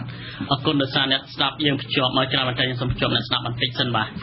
ជាសួរលោកណាតបាទពីកំពង់ធំបាទសូមចេញបាទជាបឋមសូមគោរពដល់វិទ្យុអាស៊ីសេរីហើយនឹងសូមគោរពលោកជាពិធីករព្រមទាំងវាគ្មិនយើងទាំងអស់ដែលមាននៅក្នុងកម្មវិធីបាទមានរៀបរៀងបាទជាទីគោរពបាទសូមចូលរួមបាទពាក់ព័ន្ធទៅផ្នែកគឺជីវភាពជានេះថ្ងៃខាងមុខនេះថ្ងៃ10ធ្នូហើយខ្ញុំចូលរួមផ្នែកបន្តិចចេញយោបល់ពីថាប្រជាពលរដ្ឋនឹងព្រមទាំងសង្គមស៊ីវិលយើងលោកក្នុងយើងដែលលោកបានអញ្ជើញដង្ហែគុណដើម្បីគ្រប់ពិធីនៅក្នុងរបស់នេះពេលបានធ្វើអាញាធរមានដូចជាពីខេត្តដូចជារៀបរៀងនៅនឹងប្រកម្មជនសិទ្ធិមនុស្សជាខំប្រឹងប្រែងដើម្បីគ្រប់ក្នុងនាមថាសិទ្ធិជាមនុស្សអញ្ចឹងអាញាធរនៅផ្លូវណាដែលរៀបរៀងលោកបាទនៅបានដូចជានៅតកែវហ្នឹងបាទតកែវហ្នឹងខ្លាំងជាងគេហ្មងបាទហើយនឹងកំពង់ឆាមហើយប្រហែលខែទៀតដូចជាមិនមានឃើញបញ្ហាទេអញ្ចឹងខ្ញុំសង្កេតមើលឃើញឲ្យរាល់ឆ្នាំជាតបគ្រូទាំងតែធ្វើទុកបុកម្នេញមកដល់ប្រជាពលរដ្ឋលោកស្រុងយើងព្រមទាំងសង្គមស៊ីវិលយើងឲ្យលោកសម្លាញ់ក្នុងនាមជាមនុស្សជាតិពួកគាត់ជាសត្វទេឆានយ៉ាងហ្នឹងអត់ពួកគាត់ហ្នឹងមិនស្គាល់ពីតម្លៃមនុស្សជាតិក្នុងខ្លួននេះគឺគេឆ្ងល់ដែរអញ្ញាតអស់ទៅហ្នឹងហើយគឺមិនឯកភាពទេហើយផ្សេងក៏វាមិនមានបញ្ហាទាំងខ្លួនអញ្ចឹងហើយហើយមួយចំនួនតូនហ្នឹងវាគឺមានបញ្ហាចឹងហាក់បីដូចជារដ្ឋាភិបាលចឹងនេះទឹកនាំដូចមិនឯកភាពគ្នាក្នុងជួររដ្ឋាភិបាលហ្នឹងដូចជាខេត្តនេះជឿចេះទៅខេត្តនេះជឿចេះទៅតាមទំនើងចូលដល់ទំនើងវាមិនមែនទៅជាផ្លូវច្បាប់មួយស្រុកទៅនេះជារដ្ឋបានទេគឺចំណុចគឺបង្កលៀងថតបាក់ដល់ជាពលរដ្ឋយើងទីកន្លែងទាំងអស់ឡើងបាក់អញ្ចឹងហើយខ្ញុំសូមពីនេះដល់ప్రభుរដ្ឋាភិបាលមកលោកធ្វើអ្វីឲ្យមានឯកភាពហើយធ្វើអ្វីឲ្យមានពីព្រោះតែអត់បកការរបស់ពុទ្ធឯងមកយ៉ាងម៉េចគឺមានទាំងនោះមកដល់ពីកែប្រែហើយមកដល់កលានុវត្តភាពដែលលោកតែនិយាយកលានុវត្តភាពជាគួរដល់ការត្រឹមត្រូវតាមកលៈពិស័កពីគួរដែលយើងកែតម្រង់នៃទង្វើពីបិសាចចឹងហើយណាមករកទង្វើធម៌វិញព្រោះតែជានិច្ចកម្មវិធីយើងមកវចនាយើងគឺពិតសាសនាព្រះមហាក្សត្រអញ្ចឹងនៅក្នុងមានសាសនាហើយរឿងនេះយើងត្រូវចាប់លោកសំដែលលោកចូលរួមដើម្បីមនុស្សធម៌ដើម្បីសិទ្ធិរស់រានមានជីវិតដោយសេចក្តីថ្លៃថ្នូរហើយចូលរួមជួយរំលែកទុក្ខផលបាបរបស់ពុទ្ធបរិស័ទប៉ុណ្ណាបាទសំលោកសំខាន់នេះបាទដោយសារយើងនៅមានអ្នកចូលរួមច្រើនទៀតបាទទុកពន្ធនាគារអញ្ចឹងជាទីប្រជុំក្រោយខ្ញុំនិយាយគឺមានជាបរិវត្តរូបសូមទំនុំតដល់ប្រមុខរដ្ឋាភិបាលទាំងនោះសូមមេត្តាដោះលែងប្រកម្មជនគណៈបព្វឆាំងក្តីទាំងទេសបងក្តីព្រមទាំងសកម្មជនជាពលរដ្ឋក្តីទាំងអស់នោះដែលចូលពន្ធនាគារនឹងសូមមេត្តាប្រសិទ្ធពុទ្ធជាធម៌នឹងផងដោះលែងគាត់ចេញវិញទៅណាខ្ញុំពោប៉ុណ្ណឹងអរគុណច្រើនណាស់លោកជំទាវសាស្ត្រាបាទអរគុណច្រើនលោកបាទសូមងាកលោកធនសរាយលោកមើលឃើញយ៉ាងណាដែរចំពោះការធ្វើធម្មយាត្រាសិទ្ធិយាត្រាឆ្នាំនេះបាទមើលមានសភាពយ៉ាងណាដែរបាទខ្ញុំឃើញថាជាការមានការសកម្មក្នុងការដែលចូលរួមនេះពីព្រោះថាពិធីអបអរសាទរទិវាសិទ្ធិមនុស្សនេះទស្សនៈខ្លះគាត់គិតថាឲ្យយើងធ្វើត្រឹមនៅក្នុងទីកន្លែងដូចថាជាបន្ទប់ជាសាលអីចឹងប៉ុន្តែប្រជាពលរដ្ឋជាទូទៅលោកត្រូវតែឲ្យគាត់ដឹងផងពីព្រោះការដែលដើរដង្ហែជាក្បួនជាអីហ្នឹងគឺថាដើម្បីឲ្យទាំងអស់គ្នាមកចូលរួមអបអរសាទរជាមួយគ្នាពីព្រោះប្រជាពលរដ្ឋយើងជាទូទៅលោកមិនអាចបានមកចូលរួមផ្ទាល់អញ្ចឹងទេអញ្ចឹងបើមានតែការដើរហើរហ្នឹងទៅដើម្បីគេហៅថាជួយផ្សព្វផ្សាយជួយឲ្យបានប្រជាពលរដ្ឋនឹងអបអរជាមួយគ្នាចឹងទៅអានោះបានហៅថាទិវាអបអរទិវាសិទ្ធិមនុស្សរួចដល់គាត់មិនចង់តែឲ្យតែយើងខ្ទប់នៅមួយកន្លែងធ្វើទៅកន្លែងសាលមួយទៅធ្វើកន្លែងណាមួយមួយកន្លែងចឹងទៅ គ្នាប្រមាណ100អ្នកអញ្ចឹងទៅឬ1000អ្នកអញ្ចឹងទៅឲ្យតែប៉ុណ្្នឹងទៅបានហើយប៉ុន្តែនេះវាមិនវាខុសពីទិវាបាទទិវាបានន័យថាវាជារបស់មនុស្សទាំងអស់គ្នាអញ្ចឹងបើយើងដើរតាមផ្លូវឆ្ងាយអញ្ចឹងទៅវាធ្វើឲ្យទាំងអស់គ្នានឹងបានចូលរួមហើយយើងបាននិយាយជាច្រើនលើកច្រើនឆាថាទិវាសិទ្ធិមនុស្សនេះមិនមែនជារបស់តែអង្គការរបស់តែអីទេគឺថាទាំងអស់គ្នាប៉ុន្តែឥឡូវខ្ញុំឃើញថាឆ្នាំនេះឃើញប្លែកដល់ថាខាងប្រជាពលរដ្ឋលោកក៏ដើរអង្គការសង្គមស៊ីវិលនិងកម្មករក៏ដើរនៅក្នុងទីក្រុងដែលឥឡូវនេះខាងសភាក៏រៀបចំពីថ្ងៃនេះព្រឹកនេះហើយស្អែកនេះក៏ថាលើកសូត្រថាខាងរដ្ឋាភិបាលក៏រៀបចំប្រារព្ធពិធីនឹងដែរនៅកោះពេជ្រអីចឹងទៅអញ្ចឹងបានន័យថាជាការមួយល្អដែរដែលថាពីមុនមានតែអង្គការខាងចលនារបស់ប្រជាជនដែលជាអ្នកដែលមានបញ្ហាដីធ្លីឬក៏កម្មករនេះដែលចូលរួមធ្វើពិធីហ្នឹងបាទឥឡូវយើងឃើញថាបញ្ហាដែលអបអរសាទរទិវានេះគឺថាបានទៅប្ររពនៅមជ្ឈដ្ឋានដូចជាសភាជាតិប្រសិទ្ធភាពអីហ្នឹងក៏ថាលោកបានធ្វើមួយទៅហើយខាងរដ្ឋាភិបាលក៏ធ្វើខាងសង្គមស៊ីវិលនៅភ្នំពេញនៅជាមួយកម្មករក៏ធ្វើខាងកសិករយើងមកពីតាមទីជនបទតាមអីតាមខេត្តនានាក៏ធ្វើនេះជាការមួយល្អបាទហើយហេតុអីក៏ទៅខាងនេះទៅអីគ្រាន់តែផ្លូវហែប៉ុណ្ណឹងវាមានអីជាស្ទះចរាចរណ៍អីធន់ទៅពីព្រោះមានពិធីបុណ្យខ្លះគាត់យកផ្លូវជាតិមកកណាត់ធ្វើរោងការពីមួយថ្ងៃនេះក៏បានមិនក៏មិនថាស្ទះចរាចរណ៍គាត់តែគ្នាហែមកផ្លែតអញ្ចឹងក៏ទៅស្ទះចរាចរណ៍អីក៏ទៅអីក៏ទៅហ្មងខ្ញុំចេះតែឆ្ងល់ដែរអញ្ចឹងមិនថារដ្ឋអំណាចខ្លះលោកដូចជានៅចង្អៀតចង្អល់អាកំណត់ដែលនៅរបៀបចាស់ហ្នឹងនៅតែនៅមាននៅឡើយដូច្នេះខ្ញុំថាគួរតែបើកចំហដែរពីព្រោះថាប្រទេសយើងប្រកាសប្រកោកហើយចុះហត្ថលេខាឲ្យសេចក្ដីបាននឹងលើកតការសញ្ញាសិទ្ធិមនុស្សនឹងគ្រប់កន្លែងអស់ហើយរឿងអីមិនក៏យើងមានឈ្មោះជាប្រទេសតែគោរពសិទ្ធិមនុស្សដែរមិនក៏យើងមិនធ្វើឲ្យជាក់ស្ដែងផងចង់បានតែគ្រាន់តែជាឯកសារតែប៉ុណ្ណឹងឬមួយក៏យ៉ាងម៉េចគួរតែអនុវត្តឲ្យជាក់ស្ដែងផងហើយសូមឲ្យមានការអប់រំដល់មន្ត្រីរាជការឲ្យបានយល់ឲ្យមានការបើកចិត្តទូលាយឲ្យក្នុងការគោរពសិទ្ធិមនុស្សឲ្យបានគ្រប់គ្នាផងកុំឲ្យទៅធ្វើតែបន់ទេបាទអបអរសាទរទិវាហើយប៉ុន្តែជាក់ស្ដែងក៏គួរតែមានការអនុវត្តផងអានេះជាការមួយដែលទៅជាមួយគ្នាទាំងព្រមកុំឲ្យគាត់នាំគ្នានិយាយតែសិទ្ធិមនុស្សគោរពសិទ្ធិមនុស្សគោរពច្បាប់ប៉ុន្តែបានតែអ្នកក្រអ្នកតូចអ្នកតាចគោរពច្បាប់ប៉ុន្តែអ្នកមានអ្នកធំដែលនៅពីលើច្បាប់មួយចំនួននោះគួរតែឲ្យមានការគោរពច្បាប់ទាំងអស់គ្នាមកដូចជាបញ្ហានីតិរដ្ឋភាពបញ្ហានេះយើងឃើញមានច្រើនអយុត្តិធម៌ដូចជាយើងមានអញ្ចឹងជាបរិបទអ្នកក្រីក្រអ្នកចុងកាត់មកញោបនៅពេលដែលក្រុមហ៊ុនមកឈូសឆាយដីគាត់ទៅប្តឹងគ្មានអ្នកណាដោះស្រាយឲ្យដល់ទៅពេលប្រជាពលរដ្ឋ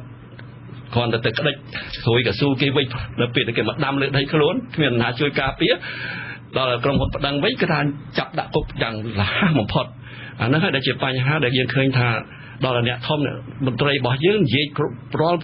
គ្នាគ្រប់ម៉ាត់សិតគោរពច្បាប់ប៉ុន្តែអាច្បាប់នោះគោរពតែអ្នកតូចអ្នកក្រីក្រអ្នកต้องចាប់កាត់មាត់ញោកប៉ុន្តែអ្នកធំអ្នកដែលមានអំណាចដែលជាក្រុមហ៊ុនដែលគេមានខ្នងគេទៅឈូសឆាយដីប្រជាពលរដ្ឋខ្ញុំកម្រឃើញណាដែលមានការដាក់ទណ្ឌកម្មទៅលើក្រុមហ៊ុនវិញបាទនេះជាបញ្ហាមួយដែលយើងសង្កេតឃើញជាទូទៅអញ្ចឹងហើយមិនមែនតែខ្ញុំឃើញទេទាំងអស់គ្នាឃើញអញ្ចឹងយើងគួរតែមានការពិចារណានឹងឡើងវិញពីព្រោះសង្គមយើងហើយដល់ពេលទីបំផុតទៅខឹងថាពួកអង្គការនឹងឯងដែលធ្វើឲ្យមានធ្លាក់ប្រជាប្រិយភាពរបស់គណៈបកអីចឹងកាន់អំណាចអីចឹងប៉ុន្តែយើងគ្មានគោលបំណងអីទៅចង់ឲ្យគាត់ធ្លាក់ប្រជាប្រិយភាពទេព្រោះពួកគាត់ទេដែលធ្វើមួយចំនួននេះមិនមែនទាំងអស់គ្នាគេមានមួយចំនួនធំក៏គេល្អដែរប៉ុន្តែមួយចំនួនតូចដែលគាត់ធ្វើខុសគួរទៅចោទពួកនោះវិញគួរដាក់ទណ្ឌកម្មពួកនោះវិញមិនក៏មិនដាក់មិនទៅមកទៅជាខឹងអ្នកដែលគ្នាគ្រាន់តែជួយប្រជាពលរដ្ឋឲ្យចេះតវ៉ាដោយអហិង្សាចេះតវ៉ាដោយផ្លូវច្បាប់ដើម្បីការពារសិទ្ធិនិងការពារប្រយោជន៍របស់គ្នាតែប៉ុណ្ណឹងវាតែជាគ្នាខុសទៅវិញការពិតគ្នាគ្រាន់តែធ្វើការងាររបស់គ្នាដើម្បីជួយឲ្យប្រជាពលរដ្ឋនឹងចេះច្បាប់ចេះទម្លាប់ចេះតវ៉ាតាមផ្លូវអហិង្សាតែប៉ុណ្ណឹងទេបាទអរគុណបាទលោកនាយកទីមេត្រីគឺនៅយប់ថ្ងៃសុក្រទី12ក្នុងខាងមុខនេះយើងមានវេទិកាអ្នកស្ដាប់ពិសេសមួយទៀតបាទដោយមានចម្ងល់ជាច្រើនលេចឡើងថាបន្ទាប់ពីចលនាសង្គមថ្មីមួយត្រូវបានបង្កើតឡើងដោយមន្ត្រីអង្គការសង្គមស៊ីវិលនិងអ្នកវិភាគឯករាជ្យមួយចំនួនចលនាបណ្ដាញសង្គមនេះអាចនឹងឈានទៅដល់ការបង្កើតគណៈបកនយោបាយមួយទៀតផងបាទសំណួរមួយចំនួនដែលមនុស្សមួយចំនួនចង់បានចម្លើយនោះមានដូចជាតើនរណាជាអ្នកចុងផ្ដើមឲ្យមានការបង្កើតបណ្ដាញឬគណៈបកនយោបាយថ្មីនេះតើនេះជាបណ្ដាញឬគណៈបកដែលត្រូវគេបង្កើតឡើងដើម្បីបំបែកសន្លឹកឆ្នោតឬទេបាននៅថ្ងៃសុក្រទី12ធ្នូខាងមុខនេះនីតិវិទ្យាអ្នកស្ដាប់វិទ្យុអសីសេរីនឹងមានវិក្កាមដែលជាសមាជិក ស្ថាបនិកនៃបណ្ដាញសង្គមនេះ3រូបដែលចូលរួមបកស្រាយចម្ងល់ទាំងនេះបាទនាទីនេះគឺមានលោកជុនច័ន្ទបុតជាអ្នកសម្របសម្រួលបាទសូមអញ្ជើញលោកនាងរងចាំស្ដាប់កំបីខានឡើយបាទឥឡូវយើងចែកមកយើងងាកមកការពិភាក្សាយើងបន្តទៀតបាទខ្ញុំសូមភ្ជាប់លោករស្មីនៅខេត្តកណ្ដាលបាទ Hello បាទសូមជ័យបាទលោកតាមខ្ញុំក៏បាទខ្ញុំជម្រាបសួរលោកអ្នកសម្រាប់ជំនួយផងខាងខ្ញុំលោកស្រាយផងបាទជំរាបសួរលោកបាទជំរាបសួរបាទបាទខ្ញុំមានជំនួយមួយចំនួនដែរគឺថាមុនខ្ញុំមានមតិខ្លះខ្ញុំសូមសួរជំនួយថានៅប្រទេសកម្ពុជាយើងសិទ្ធិមនុស្សជាដែលហៅថាសិទ្ធិមនុស្សវាមានចែកតាមខាងណាឬលំហែងមួយបានជាសិទ្ធិមនុស្សនៅកម្ពុជាវាមិនមានស្មារតីគ្នាសោះអ្នកក្រត្រូវទទួលសិទ្ធិផ្សេងដែរដែលមានអំណាចនោះមានសិទ្ធិផ្សេងដែរសម្រាប់ចៅប្រចាំសម្រាប់អ្នកបាញ់សម្រាប់សិទ្ធិនេះអ្នកខំគឺគាត់មានសិទ្ធិទាំងនឹងចៅប្រចាំខាងនេះនៅតែខាងនេះនៅតែខោតែបើជាពលរដ្ឋមានសិទ្ធិចនតែទទួលទុករីកវៈដែលអ្នកខំអ្នកកំណាចមិនចោលមកគឺមានសិទ្ធិទទួលផងដែររឿងខុសត្រូវគឺគ្មានតែហេតុអីបានប្រទេសកម្ពុជាយើងវាអនុវត្តសិទ្ធិមនុស្សខុសទៅខុសអីអញ្ចឹងបានមិនគោរពតាមសិទ្ធិបញ្ញារបស់អង្គការសហប្រជាជាតិដែលបានដាក់ឲ្យយើងគោរពបាទខ្ញុំឆ្លើយដល់បណ្ដានេះខ្ញុំថាហេតុអីបាននៅប្រទេសកម្ពុជាមានចែកជាវណ្ណៈអ្នកធំផ្សេងជារៀបផ្សេងបាទខ្ញុំចង់អរគុណលោកឈឿនបាទមកលោករស្មីសំទោសលោកឈឿនសំណួរគាត់មិញឥឡូវអ្នកស្រីរស់សុភាទៅដល់សំណួរគាត់យកឃើញមែនទេបាទចំពោះខ្ញុំគិតឃើញថាដោយសារប្រទេសយើងហ្នឹងនិយាយឲ្យមែនតែនទៅគឺមិនទាន់បានគោរពសិទ្ធិមនុស្សឲ្យបានពេញលេញទេបានជាមានអ្នកខ្លះក៏គោរពទៅអ្នកខ្លះក៏មិនគោរពទៅឬក៏ដាក់សម្ពាធទៅឲ្យអ្នកក្រឬក៏អ្នកតូចតាចដែលគ្មានអំណាចនោះមានន័យថាការគោរពសិទ្ធិមនុស្សរបស់យើងមិនទាន់បានគ្រប់ជ្រុងជ្រោយទេចាហើយដូច្នេះហើយបានជាយើងនេះកំពុងតែធ្វើការថាដើម្បីឲ្យប្រជាពលរដ្ឋយើងដឹងអំពីសិទ្ធិរបស់យើងដើម្បីធ្វើការទាមទារក្នុងការអនុវត្តទៅលើសិទ្ធិរបស់យើងហើយយើងកំពុងតែនិយាយនៅពេលនេះក៏និយាយអំពីថាធ្វើម៉េចដើម្បីឲ្យបានយើងគោរពសិទ្ធិមនុស្សឲ្យបានត្រឹមត្រូវជាពិសេសយើងកំពុងតែអំពាវនាវទៅដល់អ្នកដែលមានអំណាចអ្នកដែលកាន់អំណាចហ្នឹងទៅឲ្យគាត់បានគិតគូរពិចារណាឡើងវិញចំពោះទង្វើគ្រប់យ៉ាងដែលយើងកំពុងតែជជែកគ្នាអំពីការរំលោភសិទ្ធិមនុស្សនឹងឯងហើយទាំងនេះហើយសូមលោកកុំច្រឡំថាសិទ្ធិមនុស្សរបស់យើងហ្នឹងវាមានហើយណានៅកម្ពុជាមិនទាន់មានទេហើយក៏ខ្ញុំគិតថាមិនមែនមានន័យថាទម្លាក់ទៅថាតែកម្ពុជាទេមានបណ្ដាប្រទេសផ្សេងទៀតក៏វាមិនទាន់មានគ្រប់ជ្រុងជ្រោយដែរប៉ុន្តែអ្វីដែលយើងកំពុងតែជជែកនេះគឺថា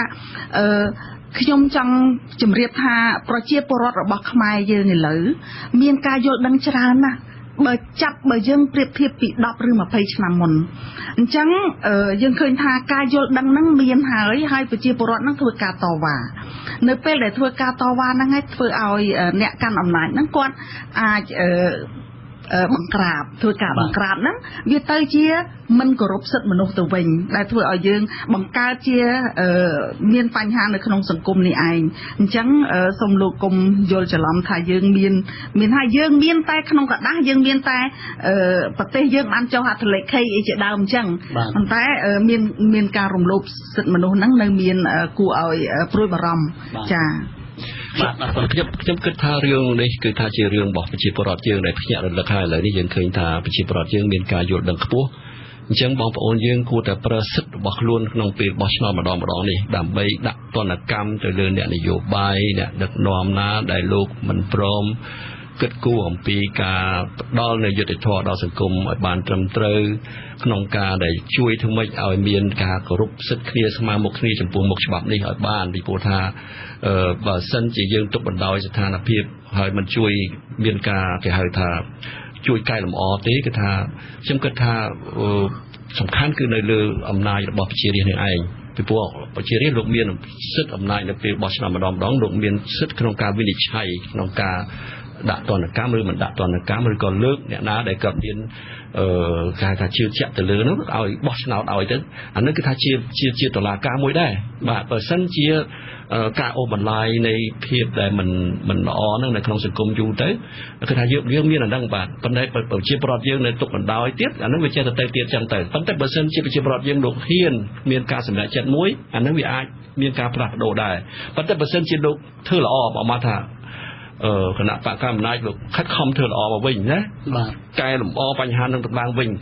ហើយជួយឲ្យមានការដាក់ទណ្ឌកម្មមិនឲ្យមាននីតិរដ្ឋភាព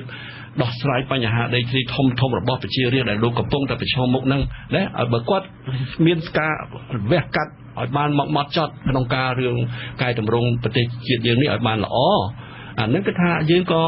វិនិច្ឆ័យទៅតាមហ្នឹងទៅណាអាហ្នឹងក៏ជាបញ្ហាមួយដែលខ្ញុំគិតថាឥឡូវនេះជាដំណាក់កាលដែលមានការប្រកួតប្រជែងមួយដែលមុតស្រួយដែរពីឥឡូវនេះទៅអញ្ចឹងបងប្អូនយើងត្រូវតាមឃ្លាំមើលឥឡូវបងប្អូនកុំតាមអ្នកនយោបាយយើងត្រូវ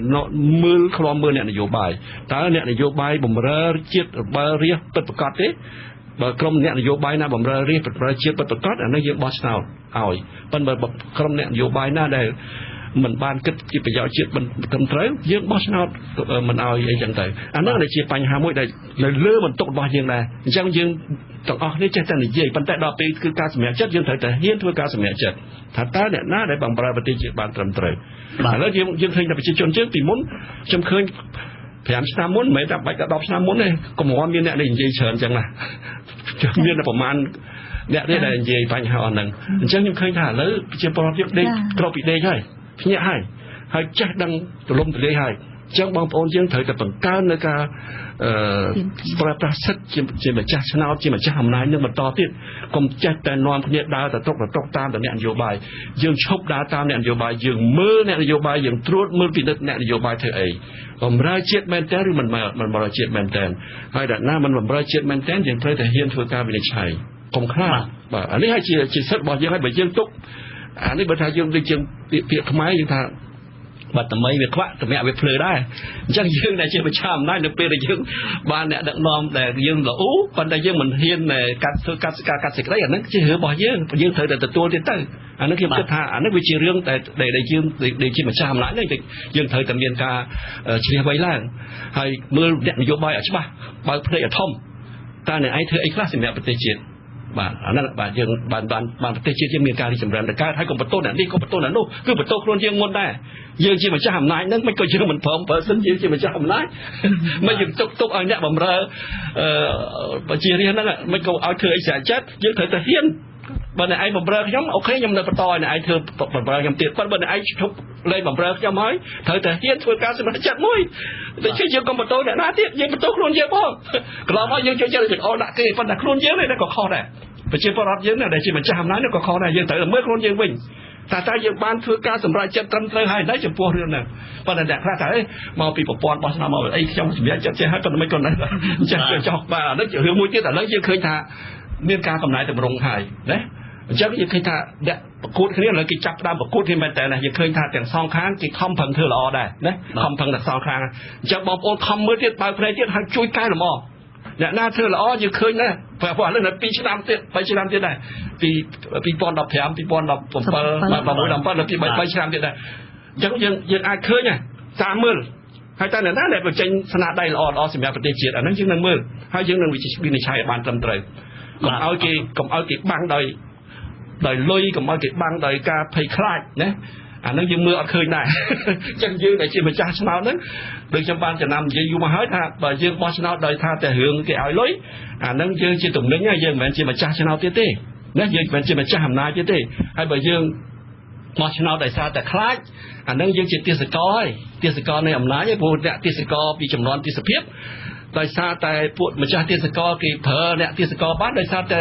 ម្ចាស់ទាសករនេះគេសន្លត់ អ្នកទេសកលនឹងឲ្យបង្ហើគេចោលដោយសារអ្នកទេសកលខ្លាចអ្នកម្ចាស់ទេសកលនឹងបានតែចេះតែនៅខំប្រើបង្ហើគេទៅគេវាយគេទាត់គេធាក់គេឲ្យស៊ីចុកមិនក៏ចេះតែព្រមទៅ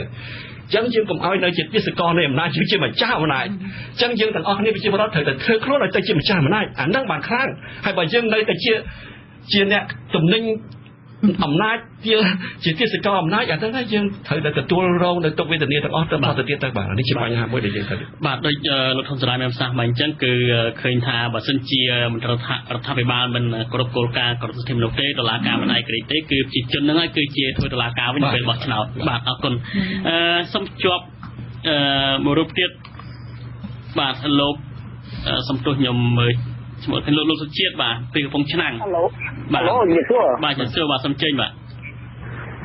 ជំរាបសួរប្រិយមិត្តដែលស្ដាប់ស៊ីស្រីទាំងអស់ជាមួយនឹងគោរពគឺគ្មិនទាំងឡាយផងបាទចាបាទសំចេញបាទសម្រាប់ខ្ញុំសូមនិយាយពាក្យក្នុងចិត្តពីរម៉ាត់ហើយខ្ញុំចង់និយាយថាខ្ញុំធ្លាប់ទៅដើរខ្ញុំនិយាយមានប្រជាពលរដ្ឋយើងបងប្អូនយើងដែលតែងនិយាយថាអីក៏បាក់ម៉ែខ្ញុំតែងនិយាយពាក្យមកថាសាធុសំមុខខ្មែរហើយ5ឆ្នាំគេឲ្យខ្មែរទៅបោះឆ្នោតគេអត់បានវាយក្បាលខ្មែរបង្ខំឲ្យបោះគេទេហើយបើដឹងគេអាក្រក់ឈប់បោះគេទៅហើយខ្ញុំចង់ត្រឡប់មកប្រធានបទរឿងសិទ្ធិមនុស្សខ្ញុំចង់និយាយរំលឹកដល់ព្រះសង្ឃដែលលោកបានចេញបទបញ្ញត្តិថាមិនឲ្យវត្តវាទទួលអាលែងនៃក្រុមធម្មយត្រាលោកសង្ឃដែលបានចេញបទបញ្ញត្តិនោះកំពុងតែធ្វើបាបខ្មែរហើយហេតុអីបើខ្ញុំនិយាយអញ្ចឹងលោកមើលគ្រប់វត្តសប្តាហ៍នេះទទួលតែយួនដែលលក់ពូលក់កទេលយួនដែលលក់អាលែងណែអីវ៉ាន់មកពីស្រុកយួននឹងម៉ូតូលម៉ោអីទ្រូងព្រាតហើយវាទៅចូលវត្តហើយទៅប្រើទឹកលោកវាមិនខ្ចីដងដាក់ទៀតនោះសូមអស់លោកបើកភ្នែកមើលអានឹងផងលោកកុំប្រកែកជាមួយខ្មែរគ្នាឯងវាខ្មាស់គេណាអស់លោកបាទបើខ្ញុំធ្វើជាសងបែបអស់លោកហើយគេបញ្ជាបានស្អីចិត្តហ្នឹងខ្ញុំសុខស៊ីបាយរីហើយខ្ញុំសុខចិត្តដល់សុំទានគេវិញប្រសើរជាងបាទព្រោះទីលើឡងគឺសដូចអស់លោកខ្ញុំមើលតែនឹងដូចអីទេខ្ញុំមិនចង់និយាយពីអាក្រក់ទេបាទប៉ុណ្ណឹងចាស់ជំរាបលាបាទសូមអរគុណបាទលោកសុជាតិមានប្រសាសន៍មិនដោយសារថាក្នុងរយៈពេលប្រហែលថ្ងៃនេះនៅពេលដែលក្រុម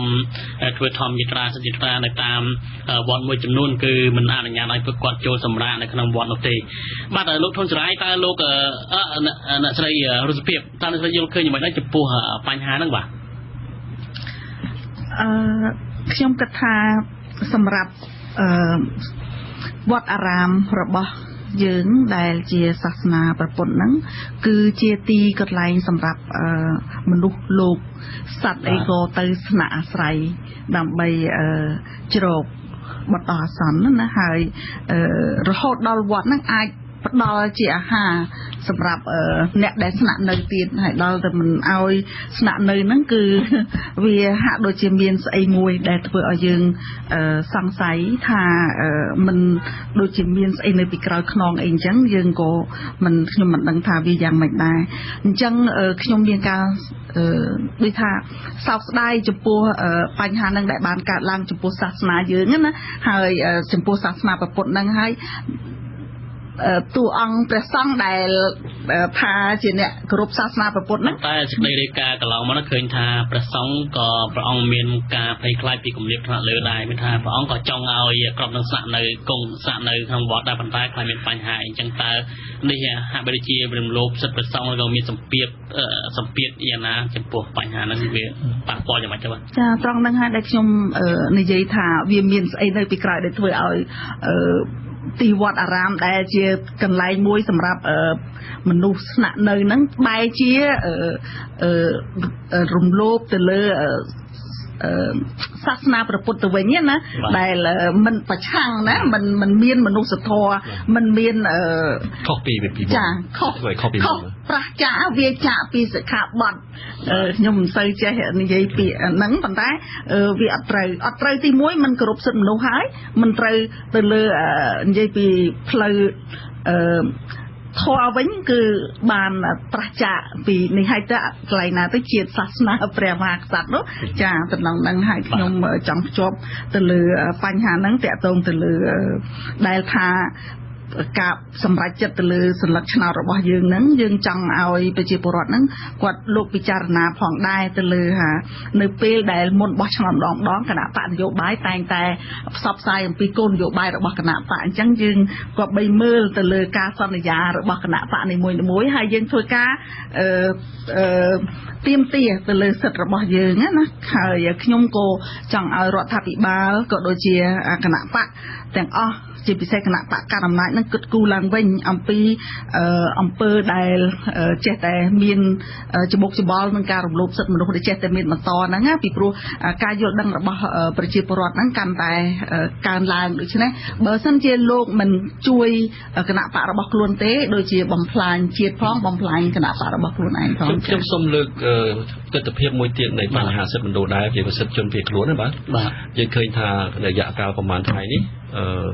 យើងឃើញមានក្រុមម៉ុងតាញ៉ាពីរក្រុមមកហើយដែលយើងផ្សាយក្នុងកាសែតក្នុងអីណាបាទរួចហើយយើងថ្មីនេះយើងទៅចោះអនុសារណៈជាមួយនឹងប្រទេសអូស្ត្រាលីជនភៀសខ្លួនគេទៅចង់នៅអូស្ត្រាលីនោះទេ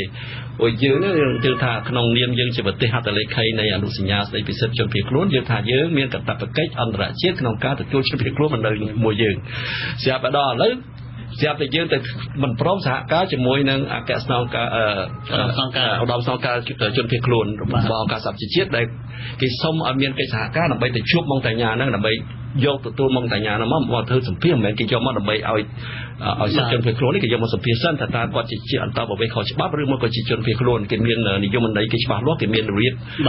ធ្វើអន្តរវិធ្វើនៅសម្ភាររបស់គេច្បាស់លាស់ហេតុអីមិនសហការមួយគេដូចនេះបានន័យថា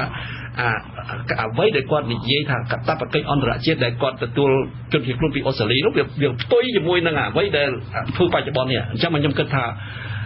ដូចរឿងច្បាប់ដែរគោរពច្បាប់ប៉ុន្តែវាមានអាភាពផ្ទុយគ្នានឹងឥឡូវគោរពសិនជនភៀសខ្លួនឥឡូវវាទៅជាផ្ទុយទៅទៀតបាទអាពេលយើងទៅយកពីអូស្ត្រាលីថាយើងគោរពកាតព្វកិច្ចដល់អាគេមកដល់ស្រុកយើងហើយទៅជាយើងមកឲ្យ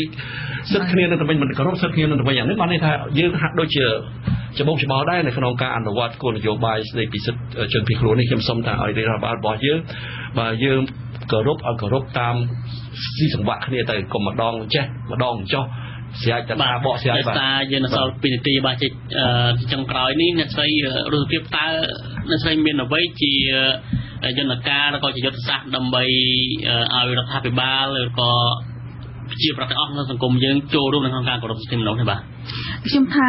ចំណុចទី1គឺប្រជាពលរដ្ឋយើងត្រូវដោយលោកសរាយគាត់មានប្រសាសន៍ចឹងថាត្រូវគិតអំពីសិទ្ធិរបស់ខ្លួនហើយចេះប្រើប្រាស់ហើយដើម្បីឲ្យប្រើប្រាស់បានហ្នឹងយើងត្រូវស្វែងយល់បន្តស្វែងយល់ថែមទៀតអំពីសិទ្ធិមនុស្សនិងច្បាប់យើងត្រូវស្វែងយល់អំពីច្បាប់ដើម្បីយើងអាចធ្វើការទៀមទាទៅឲ្យវាកុំឲ្យវា